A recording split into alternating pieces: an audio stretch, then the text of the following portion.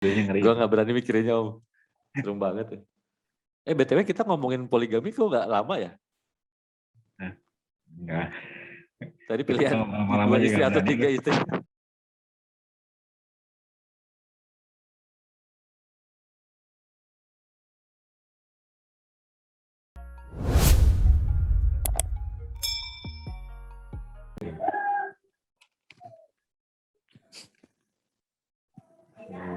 Assalamualaikum warahmatullahi wabarakatuh. Waalaikumsalam warahmatullahi wabarakatuh. Halo, jumpa lagi nih. Iya, teman ketiga ya. Suara gue oke? Keempat ya. Nggak tahu, kayaknya banyak kalau gitu. Berapa kali tag ulang. Suara gue aman kan lah ya? Aman. Suara gue aman nggak? Oke lu. Ya lu jangan jauh-jauh dari situ. Udah lu nggak boleh gerak-gerak. Ini udah di penghujung zaman ya, udah di akhir zaman. Ini nggak dengan gue bilang itu.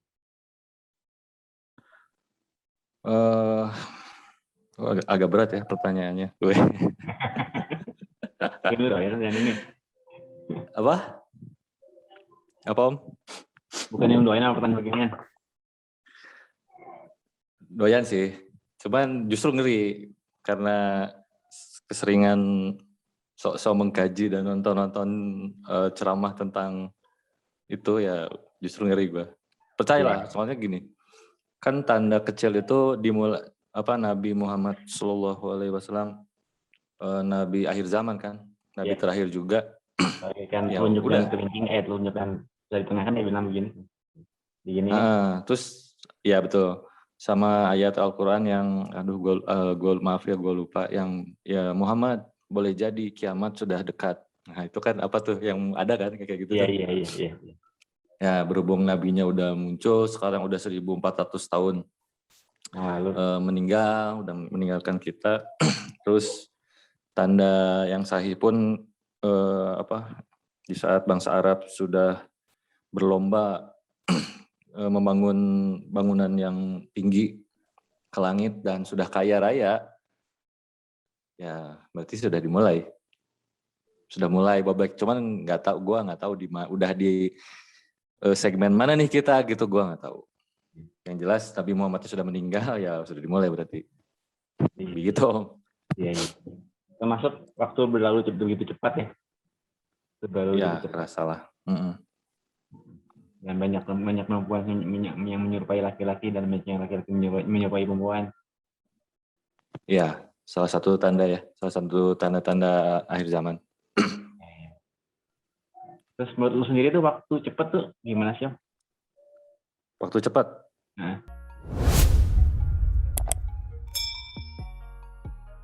Kerasa cepat atau emang cepat? Maksud lu waktunya makin cepat gitu? Menurut gua sih persepsi sih Om. Perasaan kita, sudut pandang kita. Ya kalau waktunya kan nggak mungkin ya dari segi matahari lah. Laju kecepatan matahari jadi cepat gitu atau apa gitu kan, kayaknya enggak. Gue pernah berkolaborasi sama teman-teman gue juga sih. Gimana tuh? Kita sepakat waktu yang lebih cepat Om. Saya perbandingannya begini, ketika lu SMA nih, asar nih, ke maghrib, lu bisa jalan-jalan berapa putaran tuh? Wah, gue lupa. Nggak pernah ngitung juga. Lebih panjang kan waktunya perasaan. Ya nggak sih? Kalau sekarang asar ke maghrib, gila, nggak bisa ngapa-ngapain. Kalau gue sih bisa jadilah, ya menurut gue ya, nggak tahu ya. Orang-orang mungkin beda pandangan, cuman kalau gue pribadi sih karena perasaan kitanya. Dari salah satunya dari sudut pandang juga ya, persepsi kita. Karena zaman dulu, ya hiburan kita apa sih Om? Iya. Hiburan kita paling istilahnya kalau masih anak SMP atau SD, SMA, kita masih olahraga kan, masih main basket, main sepak bola, apalah. Kalau sekarang fitnahnya di aplikasi Om menurut gue. Sosmed salah satunya. Lu duduk, misalnya sholat asar nih, azan, lagi main Facebook gitu. Bentar lah 5 menit lagi. Lu scroll, browsing, apa kek, tahu-tahu udah jam 5 gitu. Iya, bisa. Menurut gua ya, maksud gua gitu. Maksudnya, ya karena waktu Ya, kenapa harus lebih cepat? Karena kalau misalnya si waktunya lebih cepat, pasti mempengaruhi kita lah gitu. Maksudnya,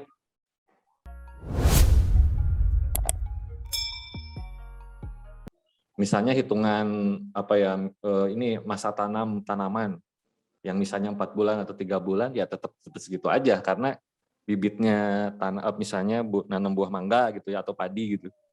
More tetap segitu gitu. Pasti kalau itu waktu lebih cepat mereka udah ngeluh, tapi selama ini yang mengeluh gagal panen lah karena hama lah gitu. Mereka tidak pernah mengeluhkan, waktunya jadi cepet nih gitu. Itu menurut gue sih emang fitnahnya tuh di hiburan gitu Om. Jadi yang dulu kita main bola di luar, main basket di luar, berpindah ke Atari. Dari Atari pindah kemana? Nintendo. Hiburan kan makin gila. Gue sih yang ngeri emang gini Om. Alo paling benci dengan pasar kan. Kan Alo menyukai orang yang ke masjid, Alo membenci, bukan benci Alo nggak suka, tapi Alo benci apa ya? Gue lupa, benci sama pasar atau gimana gitu. Gue tidak menyukai. Ada pernyataan itu dari Alo sendiri kan? Ya tidak menyukai lah. Menurut lo di handphone lo ada berapa pasar?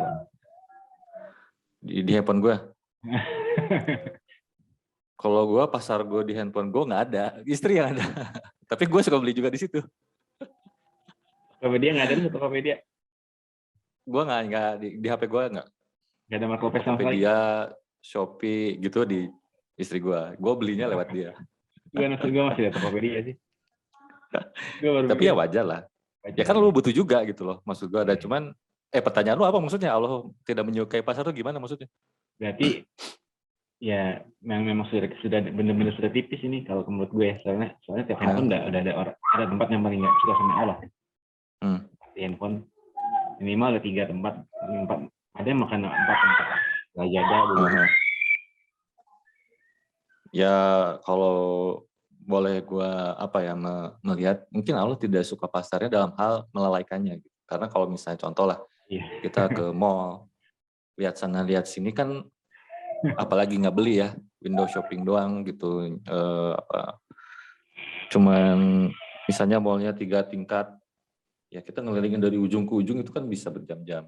Ya Allah nggak suka itunya. Tapi kalau misalnya kita butuh sesuatu datang ke lokasi, beli, terus gue pengen minum sebentar ya ngabisin berapa menit lah gitu ya santai. Ya dalam hal kewajaran sih nggak masalah sih kalau kata gue. Karena membenci itu melalaikannya aja. Allah tuh itu aja. Di saat kenyataannya orang lihat Tokopedia nggak langsung ke tempat itu sih, dia cari dulu mana yang lebih murah, mana yang lebih bagus. Di Tokopedia iya pastilah ya iyalah ya, untuk di satu sisi kewajaran lah, kita kan butuh cari yang murah kan, apalagi yang ongkirnya menjanjikan gitu, wajar sih kalau kata gue. Cuman kan ya balik lagi sih berusaha mengurangi atau cari sebutuhnya ya meren gitu.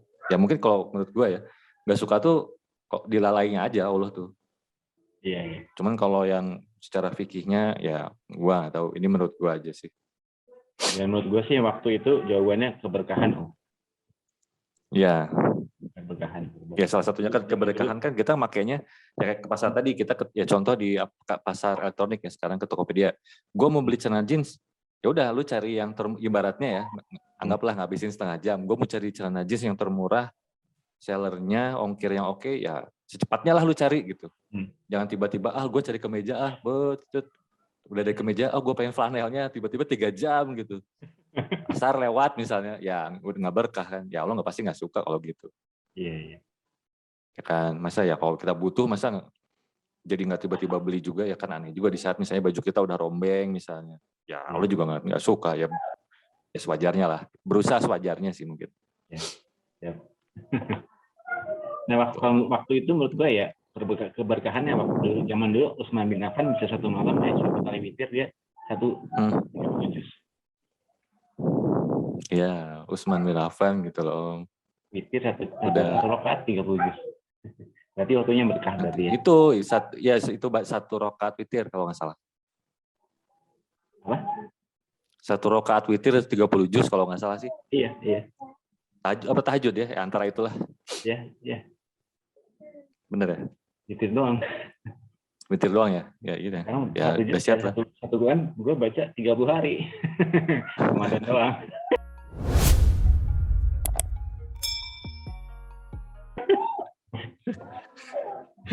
Gue witir trikul gue mah.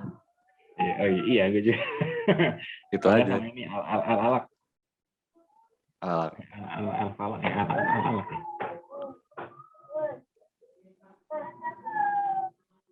Terus jadi Cek. Om, suara gue ada? Apa? Suara gue aman? Aman. Oh ya, lanjut. Pendapat lu tentang Dajjal gimana, Om? Mengerikan.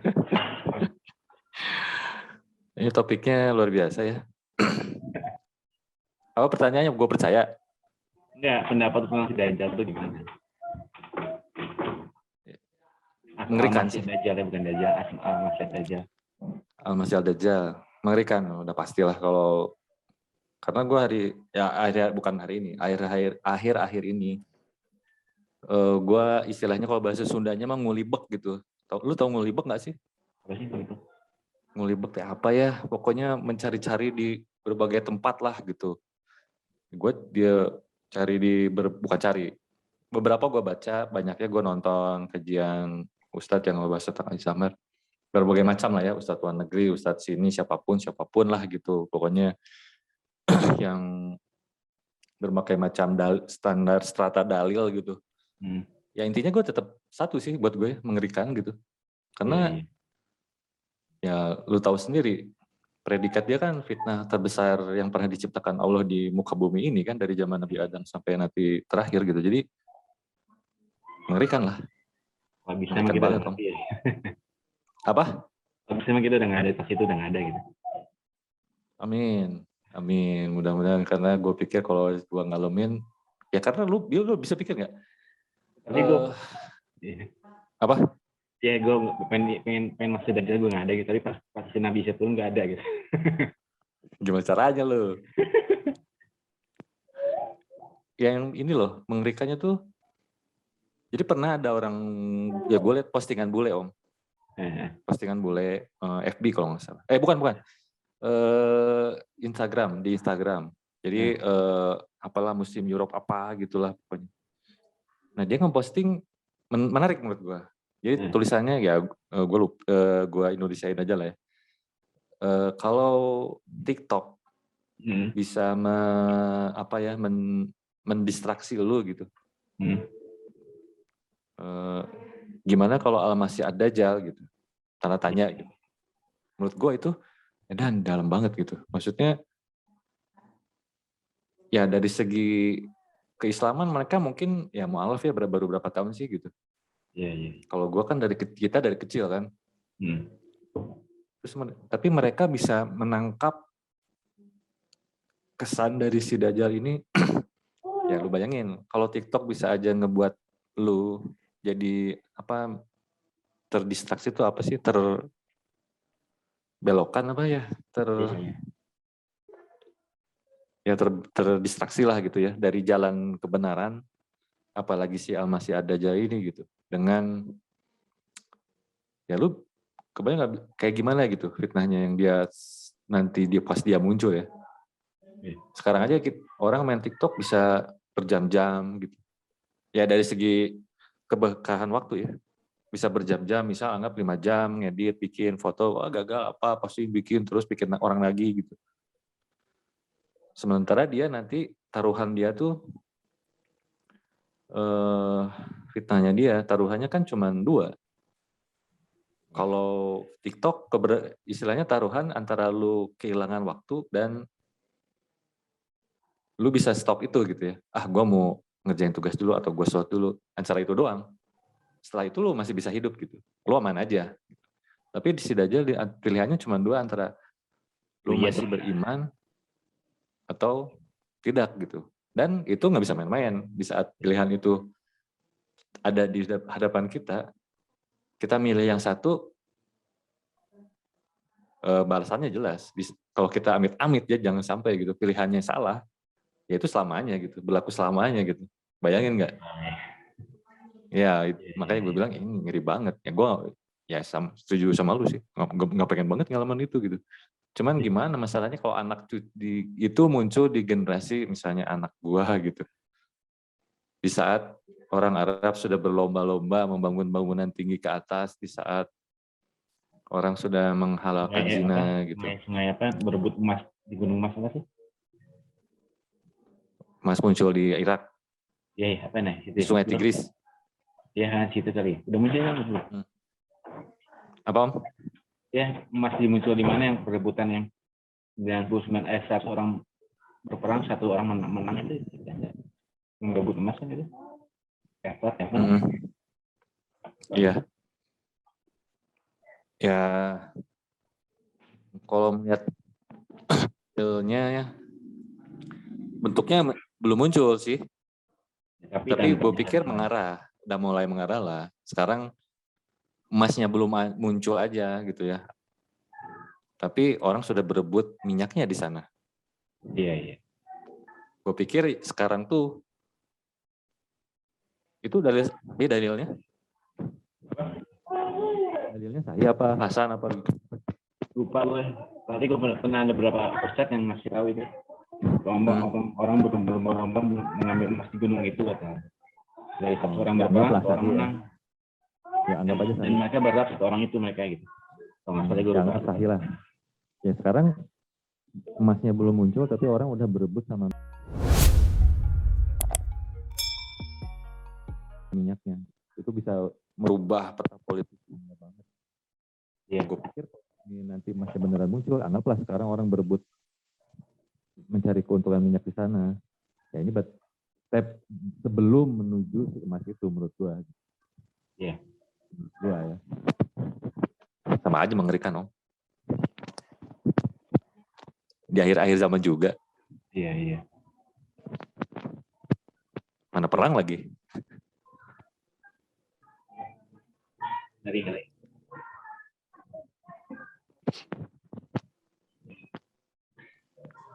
Gitu Om. Terus. Dajjal tuh menurut lu gimana sih? Raksasa atau orang biasa atau nggak kelihatan sama sekali kan?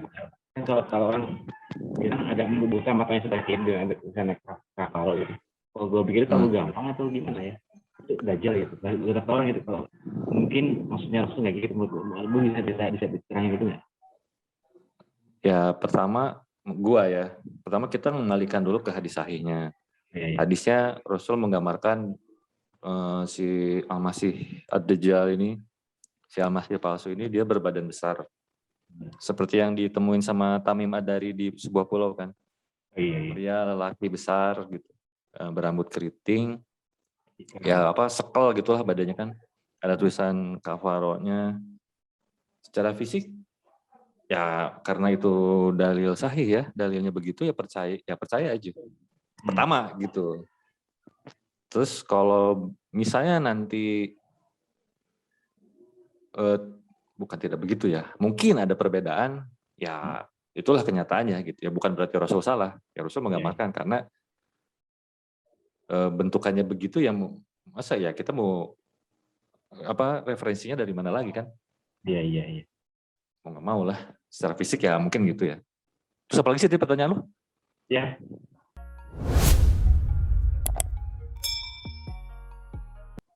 Karena gue melihat kayak Imron dia menangnya ngomong main detail sih. Gue pernah ngasih linknya gue kalau nggak salah. Iya. Belum nonton lo? Iya gue udah nonton. Udah. Ya menurut Imron itu dia bilang terlalu gampang untuk bilang Dajjal buta matanya sebelah kiri gitu. Pasti yang dimaksudnya nggak itu gitu bilang gitu. Kita lagi tapi. Ya balik lagi sih, kalau gue berpatokan pertama ke hadis Rasul seperti itu. Tapi kalau misalnya kenyataannya yang Ustadz Imron omongin itu, misalnya itu hanya sebuah perumpamaan, ya bisa jadi gitu. Karena memungkinkan juga ya nggak sih? Karena jelas kalau si Dajjal yang istilahnya tidak berhati nurani gitu ya. So, si jiwanya tuh gitu.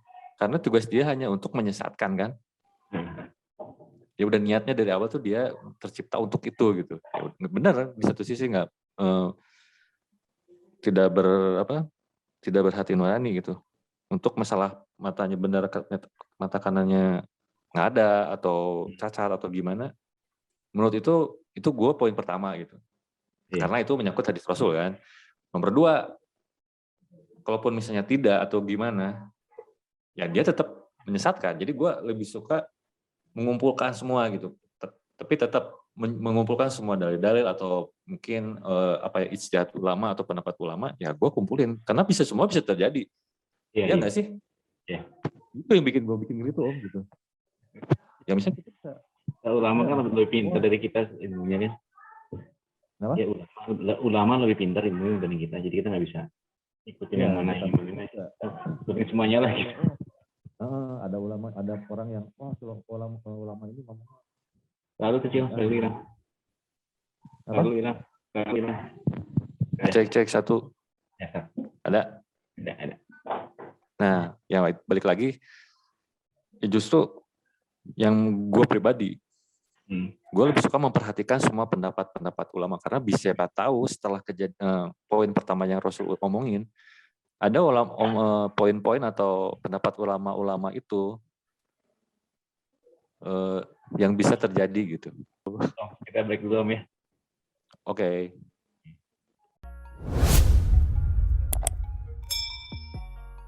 Bol kan? Sekarang ngegerobol sibuk sama monitor masing-masing. Iya, game. Game atau apalah. Betul. Game itu fitnah juga nggak sih? Tergantung dari kitanya. Maksudnya gini, di saat yang nggak bisa dipungkir lah, zaman sekarang game tuh kan keren banget kan. Iya nggak sih? Iya. Apa namanya sih? VGA card apa sih? Yang bikin warnanya jadi keren tuh VGA card ya? VGA card ya. Atau RAM-nya? RAM-nya buat kecepatannya. VGA ya, VGA card kan. Nah, dengan sekarang tuh kan udah berapa persen menuju real banget kan? Iya. Udah lembut banget gerakannya gitu. Ya selama kalau dipakai buat hiburan, ya menurut gue sih nggak salah sih buat hiburan. Cuman kalau lu udah jadi manteng dari jam 9, anggaplah bangun ya jam 6 pagi, sampai 6 paginya gitu terus gitu, 3 hari berturut-turut atau berapalah hidup lu untuk itu, ya itu udah fitnah. Ninggalin sholat gitu ya. Kayak udah fitnah lah kalau itu. Tapi kalau misalnya lu, gue anggaplah gitu. kuliah, kerja, gue butuh hiburan nih sejam 2 jam. Terus nyampe rumah jam 9 atau malam beres, gue jam 9 nunggu tidur sampai jam 11 malam hiburan game, ya why not, kenapa enggak sih? Ya emang zamannya mau gimana sih, masa, ya kan? Ya masih wajar lah. Tapi Nabi nyuruh kita tidur cepat lah. Oh iya, sunahnya sebelum pagi ya. Sudah Isya. Sudah Isya ya. Nggak bisa ya, kayaknya orang zaman sekarang tuh jarang loh. Iya, tapi Budi Asari menerapkan itu kan anak-anaknya sih. Tahu gue. Oh, udah bisa ya? Nah, gue tadi belum banget. Ada teman-teman ini gue tuh jam 8 udah pasti teler aja. Oh gitu? Gue standar teler tuh jam 10, jam 11 baru udah mulai. Masih baru. Jam 12 udah lewat udah susah tidurnya. Iya, bener. Ya, mungkin gue masih kurang soleh kayaknya. Iya. Sisa-sisa sekulernya Om kayaknya gue tuh. Abis itu gue tidur jam 3 gitu loh. Bayangin standar tuh jam 2, jam 3 ya zaman dulu. Itu nungguin air nyala dulu ya jam 2. Zaman dulu. Lu kan nunggu air nyala dulu jam 2 kan? Lagi Iya, sekarang kalau zaman dulu kan gue nge-game. Football FM, Football Manager. Iya. Zaman dulu. Ya, sekarang sih ya tinggal sisa-sisanya. Gitu.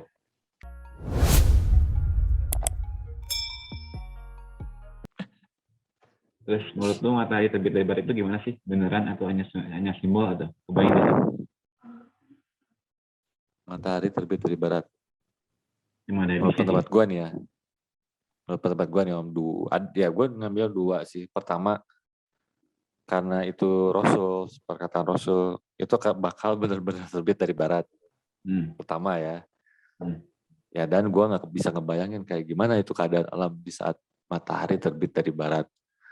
Itu. Nah, yang kedua, di luar yang pertama tadi, yang benar-benar terbit dari barat, mungkin pertama, yaitu gue nggak tahu itu setelah setelah Al-Mahdi atau sebelum atau setelah Dajjal atau belum ya, gue nggak tahu. Tapi itu mencirikan bahwa Islam bakal tumbuh kembang, bakal berjaya di belahan Eropa kan? Iya. Ya bisa jadi. Kemungkinan menurut gue sih itu kemungkinan. Cuman dari segi urutan lah anggap ya gitu. Kalau gue boleh mengurutkan, mungkin yang pertama si matahari terbit dari barat, ya kembali lagi, gue selalu kembali. Kalau Rasul udah ngomong gitu, ya insya Allah bakal kejadian ya. Dan gue pikir sekali lagi gue nggak mau, gak tau ya. Gue nggak kebayang gitu Allah ada di situ ngelihat matahari terbit dari barat gitu. Ya udahlah, ya kalaupun kejadian ya memang udah takdirnya gue lihat ya. Gitu. Cuman, hah? Gue kira ngalamin itu, ngalamin pun kita dari dalam tobat. Amin. Amin Om. Ya gitu sih menurut gue. Ada kemungkinan dua-duanya sih kalau kata gue. Lu kebayang karena kenyataannya ada batu Om, suara lu. Suara. Tes. Yuk. Lu kebayang gak sih ada batu art kayak gimana? Wah. Justru monster. Itu bukan monster sih, maksudnya binatang. Dari perut bumi bisa bicara dan dia bisa berhak mengucapkan lu kafir, lu beriman, kayak gimana? Ya oke. Ya pertama balik lagi ya ke sunahnya nih, dari segi sunahnya. Ya mau nggak mau ngeri, mau nggak mau ya ngeri lah. Gue lagi jalan gitu, kebayangin atau lu gitu, Om lagi jalan terus tiba-tiba di belah kanan lu ada sesosok yang anggaplah tinggi gitu ya, tinggi gede kan, monster ya anggap gitu. Ada sesosok yang tinggi gede 2 meter lebih gitu. Ada berdiri di samping lu yang nggak tahu bentuknya kayak apa, tiba-tiba dia bawa tongkat gitu, terus dia menunjuk ke arah lu, nandain di kening lu beriman gitu. Amin ya gitu. Terus dia nunjuk lagi ke orang lain kafir gitu. Dan ini binatang apa kayak gini gitu. Ya itu ya dari segi dalil gitu ya. Kedua kalau realnya ya mungkin ya gitu yang gua ngalamin, kemungkinannya ya gua nggak tahu ya, berhubung dalilnya itu binatang atau monster yang keluar dari dalam tanah dan membawa tongkat, gua nggak bisa ngebayangin Om masalahnya kayak apa. Iya nggak sih? Ya kan? Ya sepanjang gue hidup, iya gitu, sepanjang gue real hidup, sepanjang gue hidup dan gue baca sejarah gitu, belum pernah ada makhluk yang kayak gitu. Iya nggak sih? Dan apakah itu sebuah hanya metafora aja? Ya ada kemungkinan, tapi gue nggak bisa mencontohkan gitu, tidak bisa mencontohkan karena ya jujur aja gue nggak kebayang kayak gimana itu realnya gitu ya. Ya mungkin ada beberapa ulama yang menafsirkan itu, ya itu hak mereka. Ya gue pribadi mencukupkan, ya gue nggak kebayang banget bentuknya kayak apa. Freak banget tau ya nggak sih? Yang pasti kalau gue ngalamin itu ngeri gitu. Yang ngeri lah lu kayak, ini binatang apa mau ngomong ya nggak sih? Belum pernah dalam ada sejarah binatang ngomong, dan ini persoalannya yang genting lagi. Lu beriman, kafir, freak banget. Gitu Om. Nggak kebayang sama gue. Ada betul arti. Ya'juj Ma'juj. Mungkin yang bisa gue bayanginnya itu kan masih orang ya. Iya orang. Ya itu aja sih. Nah, ya kebayangin di situ banyaknya banget dan merusak. Ya yang Nabi contohkan tuh kan membunuh yang bukan bangsanya, yang bukan kaumnya gitu. Nah itu bagian-bagian gak kebayangnya. Jadi yang kebayangnya mereka manusia masih kebayang, oke lah manusia. Yang gak kebayangnya banyak. Mereka anggaplah mereka barbar, mereka membunuh, terus apa lagi? Makan ya, makannya juga segala macam makanan mereka makan lah. Ya istilahnya gak kenal halal haram kan. Terus mereka mau membunuh kaum beriman termasuk Nabi Isa alaihissalam. Ya freak lah, freak banget kayak gimana itu. Kok bisa? Ini tinggal di dalam gua dibantau kan? Tinggal di dalam gua kan dibantau. Iya. Yang beranak Dikurung. khusus. Ya sampai jumlahnya entah berapa kan kata Rasul. Iya. Pokoknya satu sungai semua minum, bagian barisan air nggak kebagian habis. Iya, yang terakhir nggak kedapetan kan. Ya apa gitu. Kita sekarang hidup di sungai kayaknya ya nggak pernah segitunya, se ekstrim itu gitu ya. Ini ada sebanyak apa orang minum di situ. Orang pertama minum, orang terakhir sampai cuma bilang, lu kayaknya pernah ada air ya di sini gitu kan. Wah itu freak banget. Ngeri lah. Nggak kebayang. Jadi nggak ada yang kebayang akhir zaman kita kayak gimana. Maksudnya ya jangan. Ya nggak ada yang masuk akal sebenarnya. Cuma ya harus diimani itu.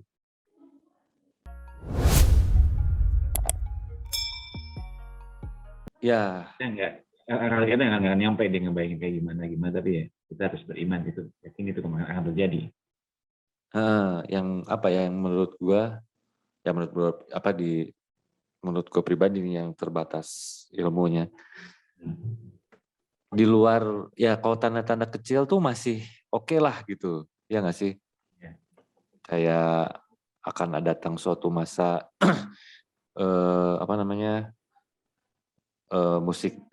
alat musik dihalalkan, perzinahan dihalalkan, hammer dihalalkan, sutra dihalalkan, masih kepikiran. Bangunan tinggi bersaing, bangsa Arab akan menjadi kaya dan mereka akan bersaing dalam membuat bangunan-bangunan tinggi.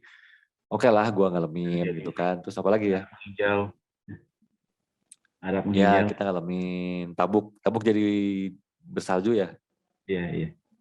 Tabuk bersalju, oke lah kita ngalamin ya, tahu gitu salju. Nah, yang mulai itu yang masuk ke ranah tanda-tanda besarnya itu loh. Iya. Dajjal, Nabi Isa kembali lagi setelah Nabi Isa tuh pas turunnya keren banget tuh gue pikir. Pas misalnya lo udah di situ, mau apa yang lo tanggapin? Gimana perasaan lo? Pas gimana? Nabi Isa turun memegang sayap malaikat, ininya basah. Turun dari langit. Turun dari langit, memegang sayap malaikat kan? Nah. Air rambutnya krimis gitu. Krimis. Nonton gitu gue pengen di sini tuh sih, kayaknya keren. Epic sih. Lo melakuin apa Bos? Kalau lihat itu? Wah. Itu dia.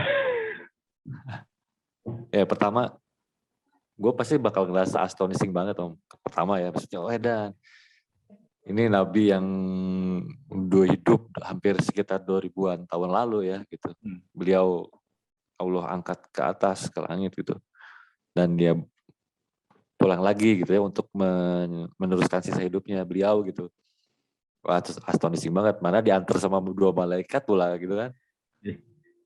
Wah, itu keren banget, epic banget. Itu pertama. Kedua, gue bakal teriak histeris tuh gue. Gue bakal teriak histeris ke arah pendukung si Mata Satu itu. Kan kita di saat itu lagi digempur kan. Iya. Dikepung di dalam benteng kan. Ya, gue bakal teriak histeris ke arah mereka tuh, ke arah para perompak gitu. Gue kalau gue nggak tahu lah. Pokoknya histeris lah gue ngomongnya, istilahnya nih geblek gitu. Lihat nih siapa yang turun lu. Ya siap-siap momen lu nih gitu yang udah dijanjikan ribuan tahun yang lalu gitu. Ya udah, anti Dajjal udah dateng kan ibaratnya. Iya. Tinggal itu udah kemenangan depan mata lah ya. Insya Allah lah, ya orang ada di tangan satu-satunya orang yang ditakdirkan untuk mematikan si Mata Satu kan di beliau itu yang dia yang Al-Masih itu artinya selamat yang mengusap ya, sang juru selamat ya, itu sang juru selamat drill gitu. Al-Masih drillnya itu gitu, jadi ya epic lah pasti bakal. Lu kejar-kejaran kan, ya lu kebayangin aja. kejar-kejaran sana, diburu sana, kiri kanan adu pedang, tong treng gitu. Kayak ngelihat apa ya, Lord of the Ring mungkin ya. Iya. Itu Lord of the Ring emang film tentang akhir zaman kan? Adaptasi gitu, apa inspired by gitu itu teh. Iya, Lord of the Ring bukan kisah tentang akhir zaman kan itu yang siapa Oh ya, namanya? ada si mata satunya itu ya. Heeh. Oh iya ya. Ya mungkin mengadaptasi itu kayaknya. Iya, kayaknya emang terus yang Nabi Isa-nya di itu siapa sih? Voldemort itu. Gandalf. Oh. Ya mungkin inspired by lah. Epic lah. Gue pasti bakal histeris tuh. Gue bakal teriak-teriak gue gitu kayak ya udah mau gimana. Setelah kita dalam keadaan diserang gitu, capek udah pasti kan. Tinggal dikit kan orangnya kalau nggak salah. Tinggal 600 orang Iya. gitu. Yang bertahan sama Al-Mahdi kan tinggal dikit. Udah apa ya, subuh ya, datangnya tuh subuh ya. Ada yang bilang asar, ada yang bilang subuh. Ya anggaplah subuh lah. Banyaknya gitu. dominan asar sih, banyak yang bilangnya asar. Oh banyak yang asar. Ya udah anggaplah tapi asar. Subuh juga banyak. Ya udah asar aja gue ganti-ganti terus, gimana sih lu? Ya anggap asar di saat kita udah lelah ya. Aduh udah gak kebayang. Tiba-tiba. Paling malas. Epic lah gue bilang. Pasti epic nih, bukan gue bilang ya. Pasti epic, udah gak mungkin. Yeah. Orang yang 2000 tahun pergi gitu ya ke langit, tiba-tiba dia datang di antara dua malaikat pula gitu, terbang gitu kan. Lu kejadian yang gak mungkin lu lihat. Ya kan, kecuali dia anggaplah dalam film doang. Iya. Dan ini real. Dan ini real. Wah, keren banget sih. Ya gitu sih, Om. Bakal histeris gue. Kita mati bisa ada agendan itu nggak sih? Ketika kita udah mati. Hah? Kalau kita udah mati nih. Hah? Terus ada adegan gitu, kita pengen request gitu. Ya Allah, pengen lihat adegan itu, boleh nggak sih? Atau di sana, kalau udah di masuk surga, nggak tahu ya. Yang gua tahu sih Allahu alam. Cuman yang gua tahu tuh yang kita bisa mereview lagi kehidupan kita dulu tuh di surga. Kalau udah masuk surga bisa. Kalau di barzah gua nggak tahu. Gua nggak tahu dalilnya. Cuman yang bisa ngeliat tuh waktu udah masuk surga. Nah di situ kita bisa untuk ngelihat review kehidupan di dunia. Atau kita mau tahu kehidupan dari 0 tahun sampai tahun terakhir itu bisa. Itu. Kalau yang di barzah gua nggak tahu. Karena ada ayat yang bilang jangan kau kira orang mati di jalanku, benar-benar mati, dia hidup dan aku beri nikmat, kamu aja nggak tahu gitu ya. Itu Al-Imran 169. Gimana Om? Sorry, kesek suara lu. Salah, gue.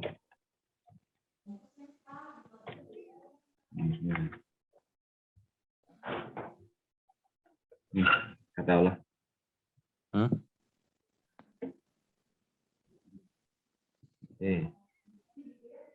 Jangan sekali-sekali kamu mengira bahwa orang-orang yang di jalan Allah itu mati. Sebenarnya mereka itu hidup di sisi Allah mendapatkan rezeki. Oh, yang mati syahid. Itu tentang yang mati syahid deh kalau nggak salah. Iya, mati syahid. Iya, mati di jalan Allah mati syahid. Ya, iya. Kenapa? Pertanyaan lu kenapa? Ya, berarti harusnya dia bisa tetap melihat adegan itu sih harusnya.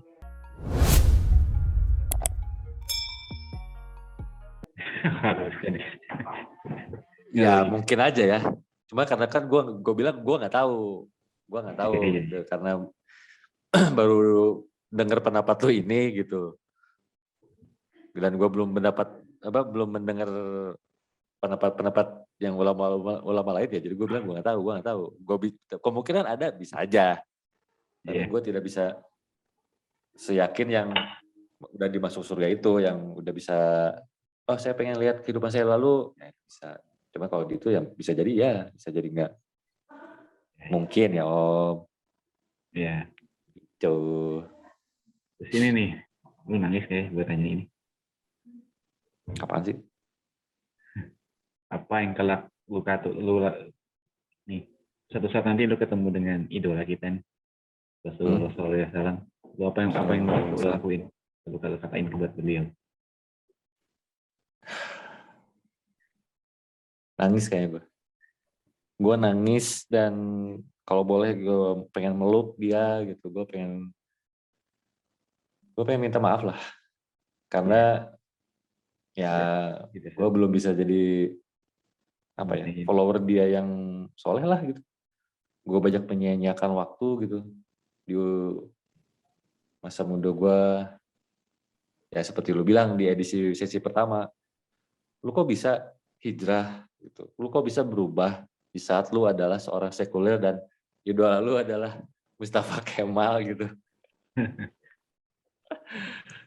Ya gue pasti pengen pengen meluk, karena gue kangen gitu, pengen ngeliat kayak beliau kayak gimana gitu. Iya. Gue pengen meluk dan nangis karena gue ngerasa ya cuman berkat dia gitu ya. Gue dapet risalah Islam, walaupun resepnya entah dari mana ngalir ke bokap gue terus ke gue gitu. Tapi kan induknya dari dia gitu, dari beliau. Gue nangis dan meluk dia karena ya saat ini dan insya Allah sampai masa depan gitu nanti ya, gue ingin tercatat jadi hambanya dia gitu di saat si Aldi nih followernya Nabi Muhammad gitu. Bangga ya jadi Ya follower. gue pengen lah selalu lah pengen selalu takdir gue jadi gitu. Ya mau jadi follower siapa lagi? Cuman dia yang punya label sah dari Allah. Ya gue bakal, ya pasti intinya gue bakal nangis, gue bakal kalau boleh gue pengen meluk dia gitu, gue pengen ya minta maaf sih, itu aja sih. Jadi kalau ketemunya Semoga nanti ketemu sekarang di mimpi gimana? di Biasanya mimpi mimpi kan cuma satu arah komunikasi. Lu berharap dia menjelaskan apa tentang lu, atau lu kalau berharap mimpi sih sesuatu? gue nggak, ya bukan gue tidak bersyukur atau gimana ya, atau gue nggak prefer gimana. Gue lebih pengen ketemu asli, gue swear, gue lebih pengen ketemu asli gitu. Gue nggak, kayaknya untuk masalah ini gue nggak mau basa-basi gitu. Gue yang ngapain lagi gitu. Gue ya Allah, gue pengen ketemu langsung nanti gitu. Ya kalaupun misalnya takdir gue dimimpiin ya happy juga sih gitu. Cuman gue lebih prefer gue pengen ketemu aslinya gitu. Udahlah, gue udah cukup banyak baca atau diceritain di kajian kan. Kayak busur panah, terus bibirnya simetris kiri kanan, terus lidar pasti apa ya intinya kan udah banyak visualisasi dari orang gitu. Atau otak kita juga memvisualisasikan beliau ya. Tapi ya gue lebih pengen ketemu langsung lah. Gue pengen tahu gitu gimana sih gitu. Ya itu someday lah, mudah-mudahan Om. Gue pengen banget someday. Amin. Dan itu semoga bisa kita amin. Iya, amin. Itu gitu, cepat jawab ya. Cepat jawab. Iya, ya. Suara lu jangan deketin dulu dong, berbet nih. Amin.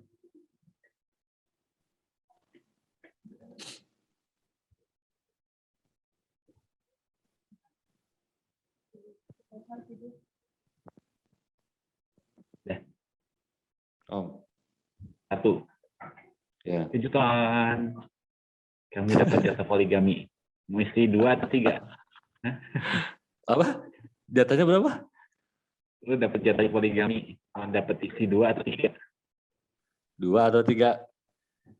2. 2 aja. Ini Yunda nonton nanti. Ya kan gini game doang. Gue kalau di sananya gue udah berancang. Gue sebisa mungkin tanya kalau di sana. Kalau di sini ya 2. Kan di sini dan game pula. Ya gue jawab 2 aja lah.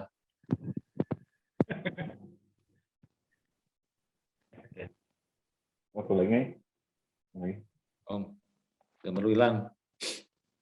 Ya. Kedua. Ya. Lu ditunjuk jadi Menteri Agama.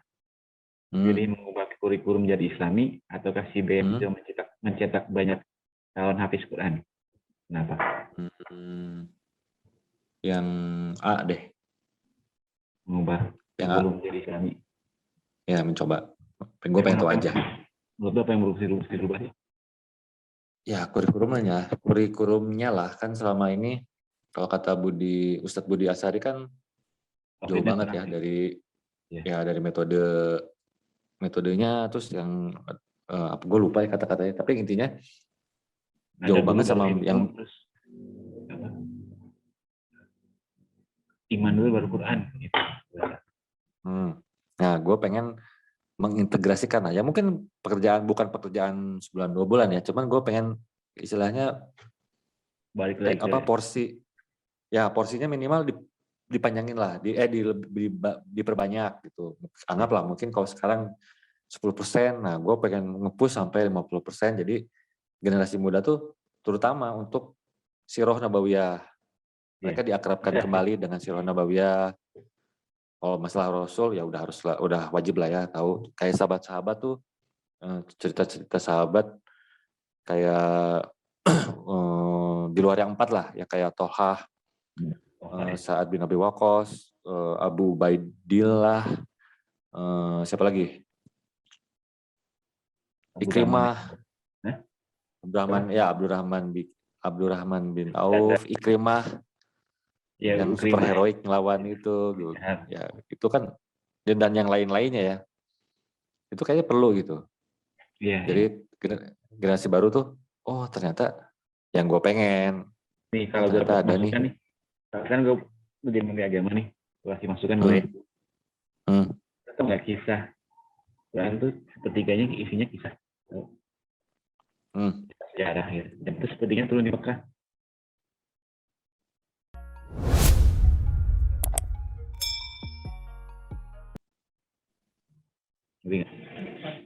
Gimana? Jadi sepertiga isi Quran itu isinya kisah kan? Dan sepertiganya turun di Mekah. Nah semua kisah itu turunnya di Mekah gitu. Oh. Nah kalau gue ngasih masukan ke lu, kita sampai umur 12 tahun dikasih kisah-kisah mulu aja. Ya kan gue presiden ini. Ya, bisa ditampung. Ya gitu nggak? Tapi intinya itu pengenalan Sirah Nabawiyah kan? Iya. Para sahabat. Ya maksud gue tuh yang untuk yang kisah-kisah para nabi ya itu kan udah di Al-Quran lah ya. Udah bisa kayak entah pelajaran hariannya atau apa gimana. Cuma untuk masalah sirah-sirah Nabawiyah, kayak ya seperti gue bilang tadi, sahabat-sahabat tuh punya kelebihan atau pemikiran mereka, sikap-sikap mereka, tindak tanduk mereka harian yang ternyata itu menurut gue layak untuk diintegrasikan sama generasi baru Muslim. Yang sekarang itu udah sedikit, ya gue bilang nggak ada ya, itu sedikit banget gitu porsinya. Sedikit banget gitu. Dan jadinya ya masalahnya mereka adalah generasi terbaik yang pernah ada di umat manusia kan. Mereka tuh gitu. Ya mau nggak mau kita harus mengadaptasi atau mencontoh mereka. Ya itu sih yang gue mau coba lakuin. Jadi gue mencoba di kurikulumnya. Ya itu jawaban gue. Pilih gajah, pilih Mekah. Pilih mana? Gajah atau Mekah? Pertamanya apa? Gaza atau Mekah? Gaza, Mekah. Mekah lah. Mekah. Kenapa Mekah? Ya walaupun Gaza sedang bergolak lah gitu ya. Tapi ya Mekah lah. Iya. Rumahnya Rob kita yang dikuduskan sejak zaman Nabi Ibrahim. Iya. Pilih apa namanya? Istanbul atau Gaza? Istanbul, Gaza lah. Al-Quds Om. Iya. Terus lu menikmati perang pas bareng Iman bareng Ahmadi atau perang sama Nabi Syarat kebetulan dari Yakut Manjur? Mati saat perang Nabi Isa melawan Ya'juj dan Ma'juj. Gue pilih itu. Udah indah lah itu mah ya. Indah banget. Pengen lah, gila loh. Iya. Masalahnya kalau ya bukan merendahkan Imam Mahdi ya. Kalau Imam Mahdi ini bukan dalam ranah, bukan tentang merendahkan, bukan. Maksudnya kalau Imam Mahdi kan orangnya hidup besar ada gitu kan. Nah kalau Nabi Isa kan pertama beliau udah Nabi. Nah dia hidup dewasa naik ke langit berapa ribu tahun belum ada kabar. Terus nanti balik lagi dan dia menyelesaikan hidupnya beliau di dunia ini gitu kan. Lu bayangin nggak sensasinya ada lu ngelihat langsung atau ada di sebelah beliau gitu. Ya Allah, ini Laki dia langit. gitu orang ya gitu kan. Ya gue nggak kebayang rasanya, cuman wow banget gitu, freak banget gitu. Wow, wah keren banget sih. Ya itu gue pengen ya kalau memang takdir gue mati saat itu bersama beliau bertarung bersama bersama melawan Ya'juj dan Ma'juj, ya gue pilih itu. Walaupun ngeri ya, gue tetap ngeri deh mikirnya. Gue nggak berani mikir. Gue nggak berani mikirinnya om. Serem banget ya. BTW kita ngomongin poligami kok nggak lama ya? Enggak. Tadi pilihan 2 istri atau 3 istri. Biasanya kan ada bahasan panjang itu langsung lewat aja gitu. Mungkin karena sedang bahas akhir zaman om ya. Iya. Sesinya jadi agak serius lah ya. Ya udah, gitu aja Bu. Alhamdulillah. Oke, udah selesai nih om. Makasih ya udah jadi narasumber. Oke. Terima kasih om. Ya, insya Allah boleh om, tinggal calling aja. Ya seperti lu tahu, gue kan merangkap asisten penonton, asisten narsum. Jadi ya, you can call me anytime om, insya Allah. Jazakallah. Ya udah om, selamat malam, selamat istirahat. Assalamualaikum warahmatullahi wabarakatuh. Waalaikumsalam.